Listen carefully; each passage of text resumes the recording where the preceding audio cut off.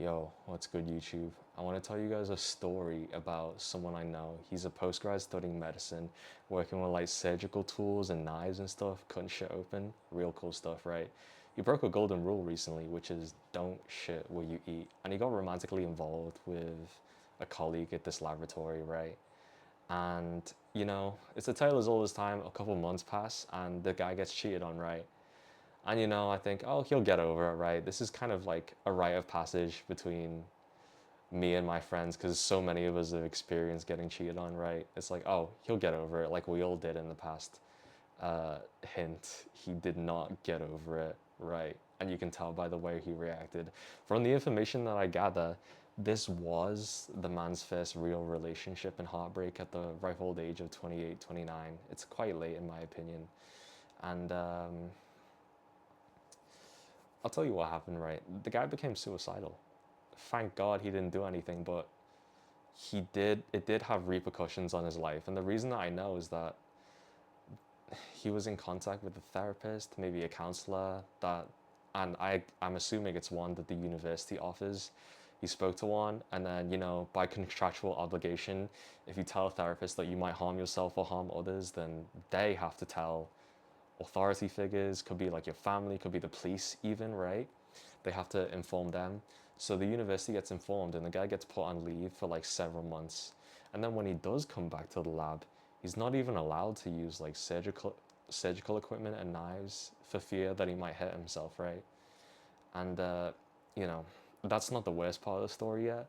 He, logistically, this should have never happened, but he bumped into the woman who cheated on him, and let's just say he lost control of his emotions. I'm not sure exactly what he did, and even if I was sure, I probably wouldn't even say it. But he either did something physical or verbal that made her extremely uncomfortable. And you know what the university did, bro? They gave him a slap on the fucking wrist, a fucking warning, bro. They didn't do shit to him, right? But they said if he did it again, then he would lose his post-grad degree. He would lose all the shit that he's been working on for the past 4 years. His entire like work, his scholarship, evaporated, right? And you know, it's bad. I mean, it's bad even now because, as well, his colleagues, they know him in a professional setting, right? These are people who he could be professionally involved with for the rest of his life in the future because, it's quite a specific field. I don't want to say, for that reason, I don't want to say what field it is, but it's quite a specific one, and he's likely that he's going to know these people in the future and be professionally involved with them, and they're going to know, hey, this is a guy who can't control his emotions. You can't control, how he acts around people, right? Because, even God knows, like, I'm, way younger than this guy, and pretty much me, everybody that I know has never like committed, like, has never been in physical altercations like that, has never like instigated physical altercations like that. So, emotionally, that something had to be very, very often, that, coping strategies that he should have had from getting heartbreak earlier, he had not developed. But I want you guys to extrapolate, and you've probably heard this kind of story like a million times before.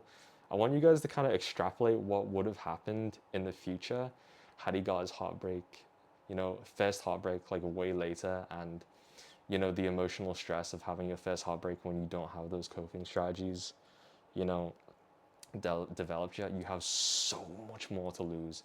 Imagine you gotta make rent and think about your breakup at the same time, right? You gotta make rent. You have, I don't know, freak show, worst case scenario, oofy doofy life, right? You get divorced, you lose like half your assets, lose the house, you don't get access to your kids anymore. And then on top of that, you couple it with your first heartbreak, and the emotional like toll is just so high that it's a story that does unfortunately end in suicide a lot of the time, right? Because by a certain age, you're so developed and you become something that you have something to lose now, and that your life has become, like Jada Pinkett Smith says, an entanglement, an entanglement with like this other person, where all these memories of fun, love, and happiness that you have, they're all implanted in a house that you can't really escape now. But like, if you if I go backwards and I think of my own breakups, which happened like extremely early in my life, these happened when I was nothing.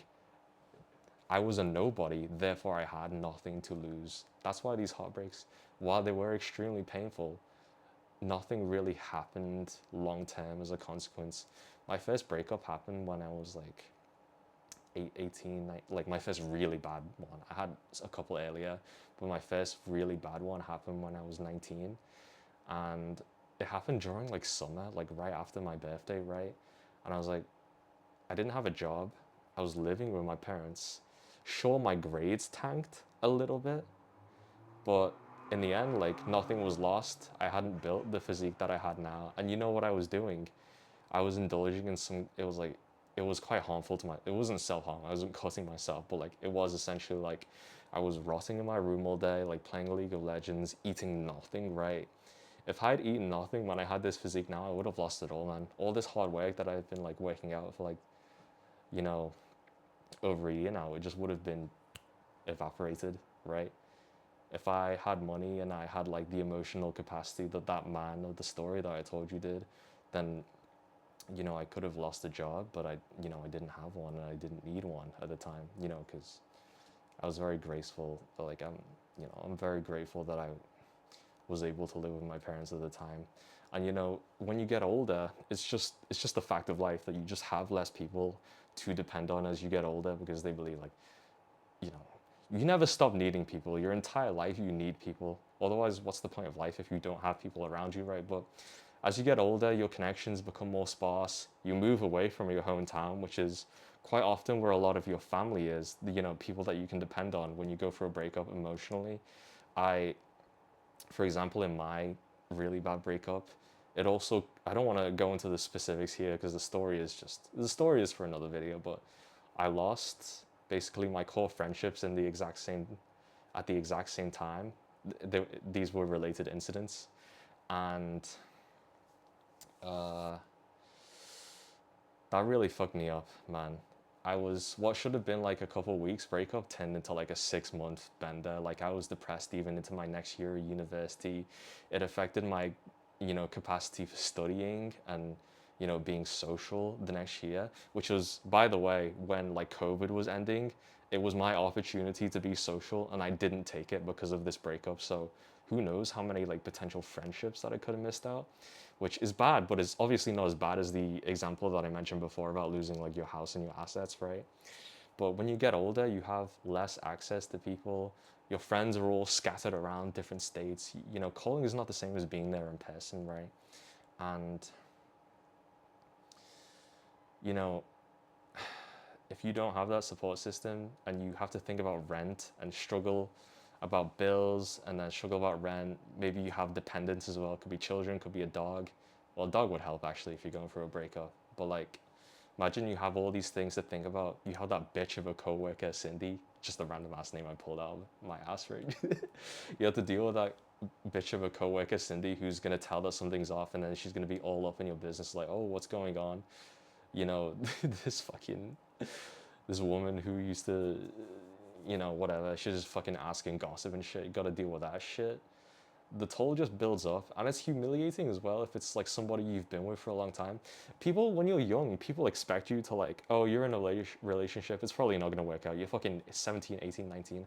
It's not gonna work out. Like nobody's gonna, judge you for like a relationship falling apart. But like when you're like 40, when you're meant to have your life together and the partner that you pick is meant to be like extremely serious, I feel like it's quite, I don't know if it's just me, but it would be humiliating if it didn't work out and they had met like your parents and met whoever else, right? It's much worse when you're older, to experience these things, especially for the first time, right? I'm probably going on a tangent here, but like my friend had a breakup recently, and me and his mom had to console him. It was dead wholesome. I actually had a fun time. He was not having a fun time because it was like his first kind of relationship. Thank God he's going through it young rather than old when he actually has some shit to lose, right? But me and his mom, like I was giving like sound advice, and his mom was just like agreeing with him and saying, "Oh, you're like wise beyond your years." She's like glazing me as shit. Um, the solidarity that comes from having been through a breakup and heartbreak for the first time is that you've survived it and you've come out the other end, so that if it happens again, it's not gonna hurt. I mean, it will hurt. It will hurt like a bitch. It would hurt for a bitch like me now, but ultimately, I know that I would survive, and that fact alone would kind of keep me going. It's the same kind of way that I don't have a lot of friends right now, but the thing is, I'm okay with that because I know that I'm capable of making friends. I know that there's opportunities for me to make friends in the future. I know that I'm likable. I know that it wouldn't be difficult, right? So, in that sense, I'm comfortable not having a lot of friends because I know that I will be able to make more in the future. You know what I mean? And it's, I guess you could say it's the same kind of way in relationships. People have a tendency in their first relationship to think, oh, this person, this is like happened with my friend, right? Oh, this person is the love of my life. I can't imagine my life without them. Saying this shit, 18, bro. I can't imagine my life without them.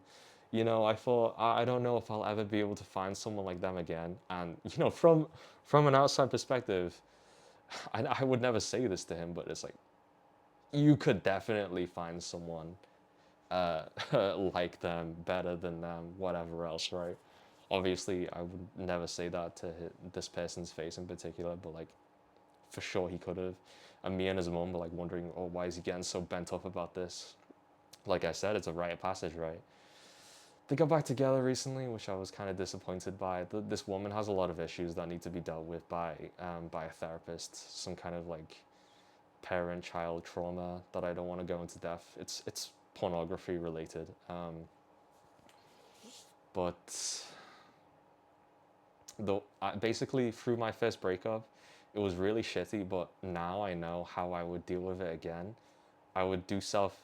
It sounds so cliche, but I would like be journaling. I just think breakup or no, right? You should be just writing your thoughts down on paper every single day, getting it out there so that it's not in your head when you're sleeping. And then, you know, this helps you become so much more articulate when you're and charismatic when you're speaking to other people, and your brain is just so much clearer. You're not like hanging on words and like, oh, I don't know what to say next, right? Like like I have a tendency to do in these videos. I'm not perfect, right? But I do that. I indulge in self care, which is not eating fucking Cheetos on the couch and watching Netflix, but it is continuing to go to the gym, work on myself. It's so cliche, but it's cliche for a reason. It works, right? All I'm saying is that, you know, I'm sure it's a bygone like thought. I'm sure nobody thinks like this anymore, but like there's this notion that, oh, I'm gonna wait until I'm like 35, you know, I'm gonna have my money sorted out, my career and my life sorted out before I get into my first relationship. The first person that you get with, if you get with someone that late, well, first of all, something developmentally wrong has happened. You're gonna be socially uncalibrated, and if you get unlucky, that person, man or woman, doesn't matter, probably applies to both. They're gonna take you for everything that you have. It's quite possible. Happens to athletes all the time, man. Poking holes in condoms and shit, trying to get themselves impregnated and then taking like all of their shit. Happened to Jeff Bezos. Don't fucking like the guy. He got mugged by Leonardo DiCaprio. Uh, but, you know, Jeff Bezos lost like several billions because of his divorce. His wife took like a 4% share of Amazon, which ended up being like billions or some shit. I don't fucking know how the numbers work. It's a lot of money, right? If it could happen to Jeff Bezos, bro, it could happen to fucking you, right? You know? So, all I'm saying is experience heartbreak early. Better it happens when you don't have shit going on, when your life is not perfect. Therefore, you have less to lose. You develop emotional, you know, coping strategies, which I can't give a blanket statement because everybody's different, but it's something that you have to experience in your life and then you'll develop it for yourself. It might not be journaling and self care for you. Whoever else knows what it might be. You know, do it when you have a support system, when you have a lot of friends. They're not all spread out across different cities because they've all moved to like get work or education in different places. You know, do it like if you're lucky enough, if you're lucky enough to be watching this video when you're younger, do it when you still have access to, you know, loving family that are in the area that you can talk to. Because if you move out, then, you know, with the way that things are, how, you know, you've heard it all before, like lack of third places, how hard it is to make friends, especially as an adult. Better you get it out of the way now and develop strategies for dealing with it so that you don't have to deal with it when you get older, and that you have the emotional faculties and, you know, you can depend on yourself for like these kind of things. Anyways, I hope this video didn't come off as like too manosphere-y. I'm trying to like I definitely do not want to be associated with that. This kind of advice can probably apply to like men and women as well. I'm not really sure. If the female perspective is different, please let me know. But otherwise, I hope this helped. Go get as many experiences as you possibly can, as young as you can, romantic or no. Hope you have a good day. All right, who's coming to record with me? Is it you? It's him, right? Let's see how he looks. Oi. Yo, he's such a cutie on camera. Okay. All right.